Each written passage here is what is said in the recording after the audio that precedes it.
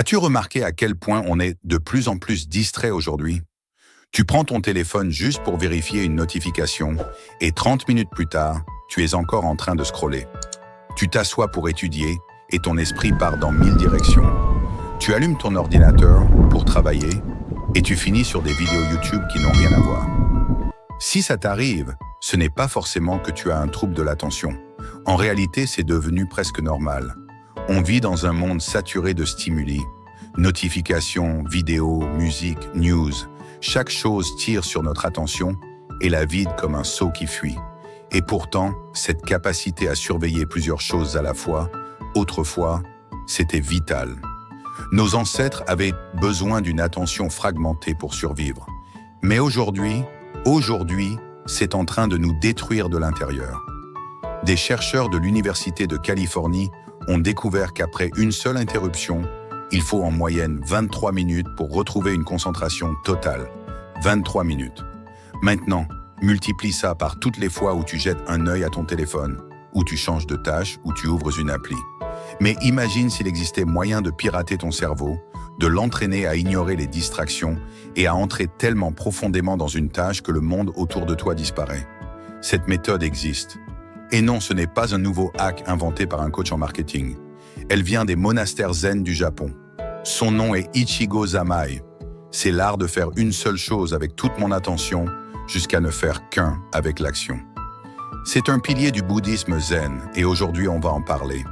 Avant qu'on continue maintenant, dis-moi en commentaire quelle est ta plus grande distraction aujourd'hui?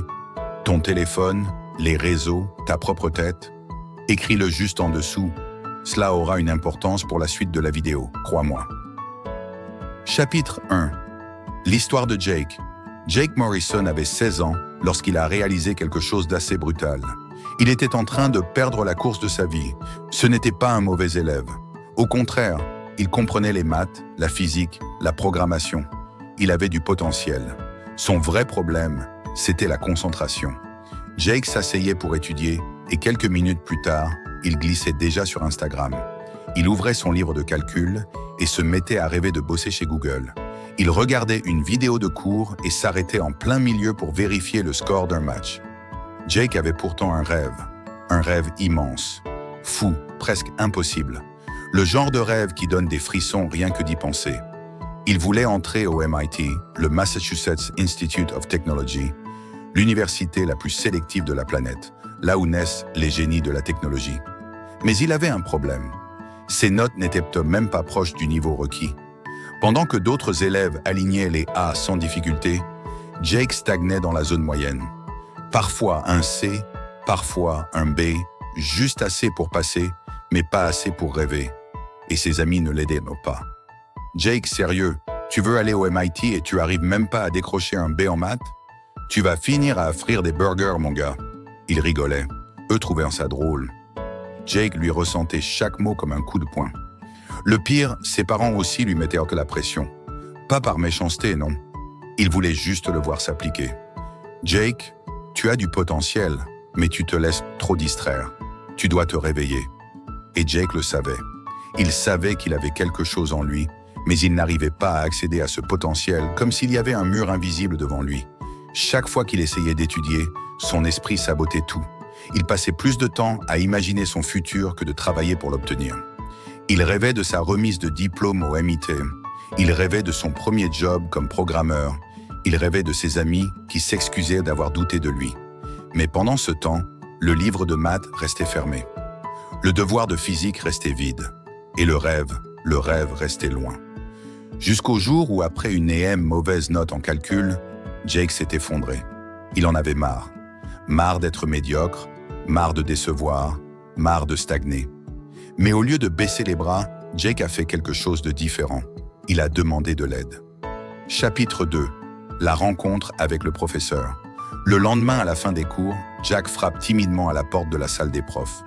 À l'intérieur, il y a Monsieur Tanaka, son prof de maths, un homme d'origine japonaise, la cinquantaine, calme, posé, presque zen. C'est le genre de prof qui n'a pas besoin d'élever la voix pour obtenir le silence. Sa présence suffit. Monsieur Tanaka, est-ce que je peux vous parler juste un moment? Le professeur lève les yeux, retire ses lunettes, signe de s'asseoir. Si. Bien sûr, Jake. Qu'est-ce qu'il se passe? Jake respire profondément. Monsieur, je n'arrive plus à me concentrer. Je veux vraiment améliorer mes notes. Je veux devenir ingénieur logiciel. Mais à chaque fois que je m'assois pour étudier, ma tête part dans tous les sens. Je suis distrait en permanence et mes notes n'avancent même pas. Et ensuite, je me sens nul et ça recommence. Un silence puis un léger sourire. Pas un sourire moqueur, un sourire de quelqu'un qui reconnaît une histoire qu'il connaît déjà. Jake, est-ce que je peux te poser une question? Quand tu étudies, combien de laits as-tu ouvert sur ton ordinateur? Jake réfléchit. 10, peut-être plus. Et ton téléphone, tu le mets où? À côté de moi, notification activée. Et quand tu étudies, tu penses souvent à autre chose, à ce que tu vas faire après, à ce qui s'est passé dans la journée?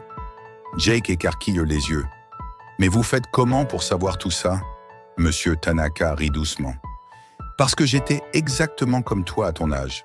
Il se lève, écrit quelque chose sur un papier et le tend à Jake.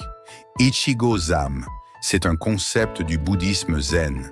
Il signifie être totalement concentré sur une seule action.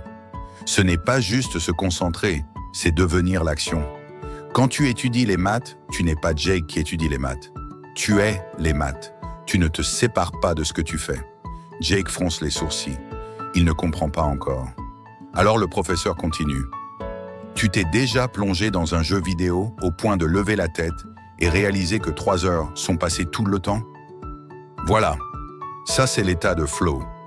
Ichigo, c'est l'art d'entrer volontairement dans cet état, dans n'importe quelle activité. Jake sent un frisson parcourir son dos. Mais scientifiquement, ça marche vraiment? Le professeur sourit. Oh oui, aujourd'hui on appelle ça la pleine attention, la concentration profonde. Les neurosciences ont prouvé que l'entraînement de l'attention change littéralement la structure du cerveau. Le cortex préfrontal, la zone du focus devient plus dense, plus fort. Monsieur Tanaka ouvre un tiroir, sort une pile d'articles imprimés. Tiens, ces recherches combinent Ichigo et neurosciences. Lis-le, applique-le et reviens m'en parler. Jake attrape les feuilles. Il ne sait pas pourquoi, mais il sent que sa vie est sur le point de changer. Chapitre 3. L'application d'Ichigo Zamet. Cette nuit-là, Jack dort à peine. Il lit les articles un par un avec une attention qu'il ne s'était jamais vue. Il découvre des choses incroyables. 1. Chaque distraction impose un coût énergétique au cerveau. Chaque fois que tu changes de tâche, tu dois rebooter et plus tu le fais, plus ton cerveau devient distrait. Le Pomodoro plus Ichigo Zamet égale immersion profonde. 25 minutes de concentration totale puis une pause consciente de 5 à 10 minutes. Respirer, marcher, boire un verre d'eau, sans téléphone, sans musique, sans réseau. 3e, l'environnement dicte 80% de ta discipline. Téléphone dans une autre pièce, une seule fenêtre ouverte, aucune notification, une seule tâche. Mais surtout, Ichigo Zam n'est pas juste faire une chose à la fois, c'est être totalement uni à ce que tu fais. Les moines zen appliquent ça à tout. Balayer, manger, méditer, marcher. Un proverbe de zen dit « Quand je mange, je mange. Quand je dors, je dors. » Simple. Mais aujourd'hui, qui mange encore sans écran? Qui parle sans vérifier son téléphone? Qui étudie sans interruption? Jake comprend alors quelque chose d'essentiel. Il n'était pas paresseux, il n'était pas faible. Il n'avait juste jamais appris à utiliser son attention. Alors il décide. À partir de demain, il change tout. Le premier rituel, le lundi suivant.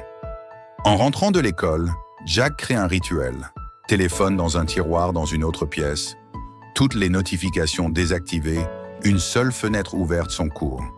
Minuterie 25 minutes, 3 respirations profondes et il commence. Les premières minutes, une torture. Sa tête hurle. Vérifie ton tel, va sur YouTube, regarde si quelqu'un t'a écrit. Mais Jack applique ce qu'il a lu. Ne pas lutter, observer, revenir. 10 fois dans la première session. Puis dans la deuxième session, les distractions diminuent. Puis dans la troisième, Jack entre dans un état de concentration qu'il n'avait jamais connu de sa vie. Quand le minuteur sonne, il regarde l'heure, 75 minutes, Et il a fait en 1 heure ce qu'il ne faisait pas en 1 semaine. Il se sent puissant pour la première fois. Les jours passent. Jack répète son rituel tous les jours sans exception et il va encore plus loin. Pour ne rien manquer, cette chaîne appelée « Le Sage Moderne » pourrait t'aider sur ton propre chemin à l'avenir. Et souviens-toi, une chose à la fois, attention totale, c'est comme ça qu'on change sa vie. Sois présent, marche avec honneur, suis le chemin.